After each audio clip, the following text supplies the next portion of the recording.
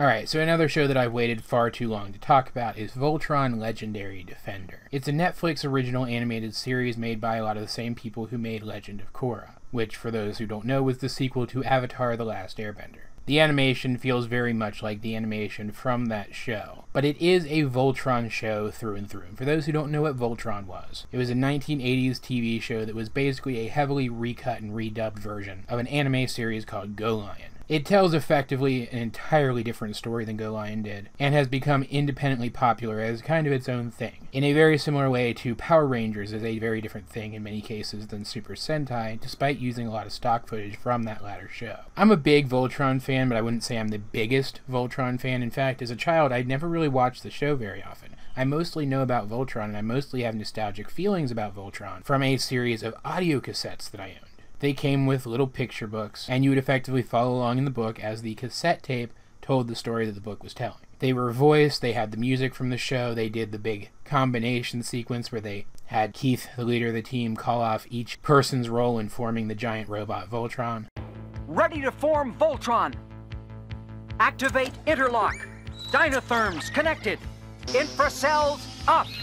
Mega thrusters are go! Let's go, Voltron Force!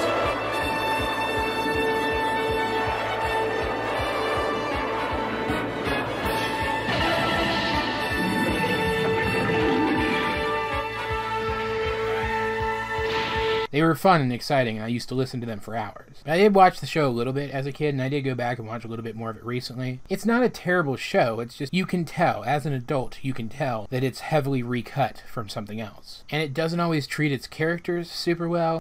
Princess Laura. Sorry.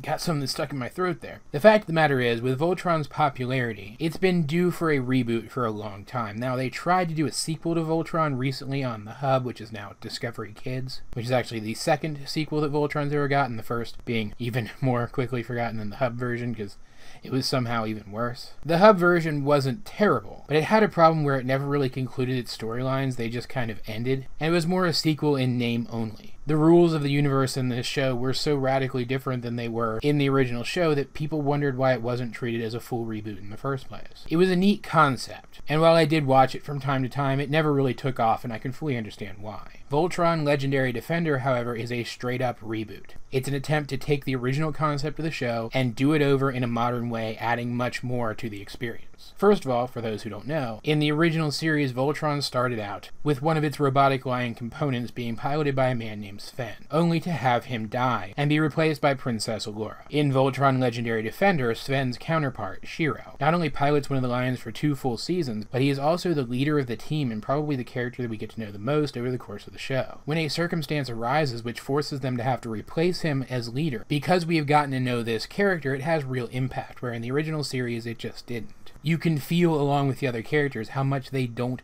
want to have to do this. And it really shakes things up later in regards to Shiro's role on the team. Every single one of the characters in this version is much more fleshed out. The entire cast is more diverse. And whereas the original series was a very episodic, almost Sentai-esque, Monster of the Week kind of show, this is very serialized and tells an overarching story that's quite compelling. Setting aside the fact that it's a giant robot show, it's actually pretty compelling science fiction. The relationships between all the characters are very interesting, very compelling, very entertaining, and it takes the concept of Voltron, the defender of the universe, and makes it feel as grand as that tagline would suggest. In the original, Voltron was certainly impressive, but there's more of a weight to how impressive he is in this version of the show. Watching Voltron fight is genuinely awe-inspiring. It doesn't feel like the Megazord from Power Rangers. Voltron feels like something that is a step above the giant robot of all giant robots, and a true force to be reckoned with. You can understand why the enemies fear him so much. I've been asked to review this series several times, and I do plan to review the new episode when it comes out later this month, which is why I'm doing this video now. Because it is so serialized overall, I don't want to do episode by episode reviews. I would much rather talk about the seasons overall. So that's just what I'm going to do in this video. I'm going to give a brief review of each of the existing seasons. Maybe I'll do a more in-depth review of them down the line, but as of right now, this video will contain everything that you need to know to understand my opinions on the show up to this point. Season 1 was good.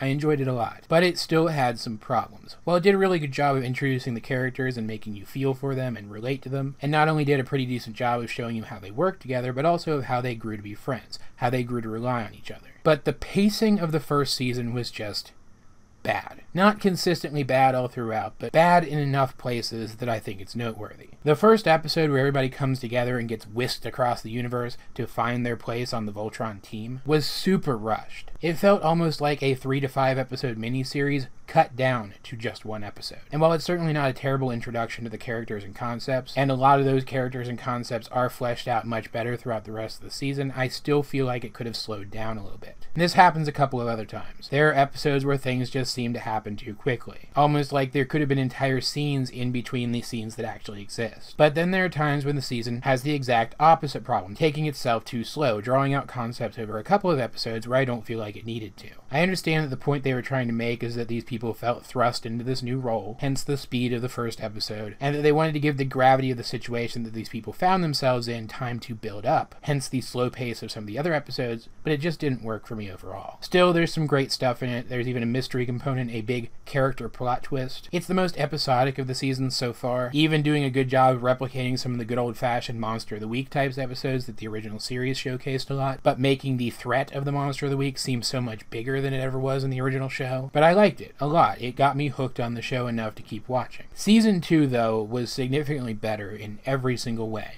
The pacing was great, the stories felt bigger and more weighty, and this is the series where the cast of main characters get the most done. Their enemy, the evil Galra Empire, has been ruling over this part of the universe for centuries. They're well organized and powerful, and the only advantage that the good guys have is Voltron itself. In Season 2, they're able to take this advantage, team up with some newly acquired allies, and bring the fight to the Galra Empire, almost defeating them once and for all in one final decisive victory. This season develops the characters of Shiro and Keith exceptionally well. Shiro coming into his own as the leader of the team, and Keith having to deal with the fact that Shiro expects far more from him than he ever realized, as it is revealed in Season 2 that should something happen to Shiro, he wants Keith to take over for him as leader. Something that Keith just doesn't want to do. He is very adamant that he wouldn't be able to fill Shiro's shoes. Keith even gets an entire storyline related to his history, his family history. It was absolutely superb. Story arcs set up in the first season but not resolved there are immediately resumed here and continued. Overall, though, it is the most solid season of the show so far, and I really enjoyed it. Season 3, the most recent season,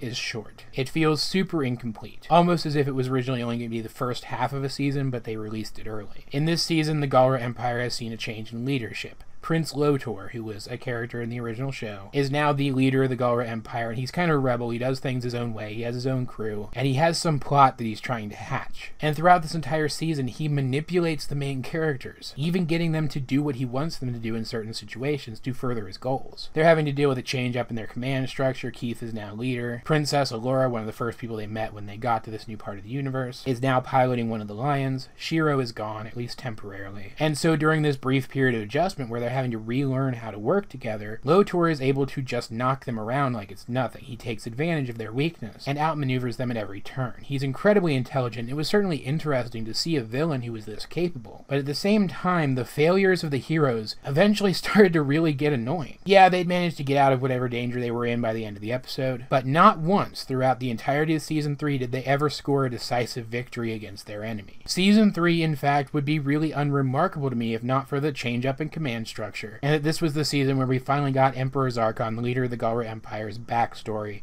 and it was super interesting. Overall, though, this one is not nearly as good as Season 2. I'm hoping, though, that I'm right in my theory that this was basically the first half of a season, and so the next season that comes out, Season 4, is going to be effectively the conclusion of this, and bring everything back around. Based on some of the promotional material that we've gotten so far, it definitely seems like that might be the case. Overall, if you like science fiction, you like good animation, you liked Legend of Korra specifically, or you're a nostalgic fan of the original, there's probably something in this show that you're going to like. It carries over some of the cheesy aspects of the original, and the concept itself is not original at all. But it is still a super fun show in spite of, and sometimes because of, those things. The tropes that it primarily plays with, it simultaneously manages to play them straight and subvert them. And that's really impressive. Because it is a Netflix series, you can always rest assured that every episode will always be on Netflix, and that you will get every single episode of each new season immediately upon release, assuming that you are a Netflix subscriber. As far as modern action cartoons go, I think this is probably one of the best currently running, and I highly recommend it. But